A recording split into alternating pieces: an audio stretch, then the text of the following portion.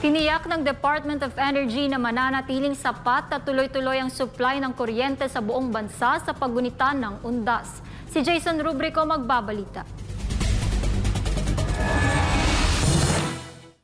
Nakikipag-ugnayan na ang Department of Energy sa mga kumpanya ng power generation sa National Grid Corporation of the Philippines o NGCP at sa mga distribution utilities kabilang ang mga electric cooperatives. Yan ay para tiyakin na may sapat at maaasahang supply ng kuryente sa panahon ng undas. Kasama sa kanilang paghahanda ang pagpapatupad ng mga contingency measures para agad na marisolba ang anumang aberya o biglaang pagtaas ng demand sa kuryente. Nakalarto rin ang NGCP at mga power distributors upang agad makapagpadala ng mga technical personnel kung sakaling magkaroon ng power interruption. Bukod dito, nakikipag-ugnayan din ng DOE sa mga petroleum retailers para matiyak na may sapat na supply ng gasolina sa mga istasyon lalo na sa mga pangunahing daan at para masiguro ang patas na presyo ng produktong petrolyo. Para naman sa mga gumagamit ng electric vehicles o EV, merong higit 1,000 publicly accessible charging points sa buong bansa. Pinaalalahanan din ng DOE ang publiko na magpatupad ng energy saving at fire prevention practices habang holiday break. Kabilang dito ang pag-unplug ng mga appliances para maiwasan ang tinatawag na phantom load at pagsuri sa mga kable ng kuryente upang maiwasan ang short circuit at sunog. Sa mga sementeryo naman, hinihikayat ang publiko na gumamit ng LED candles o solar lamps sa halip ng mga kandilang de baterya at siguraduhing maayos ang pagtatapon ng mga batteries at e-waste para sa kalinisan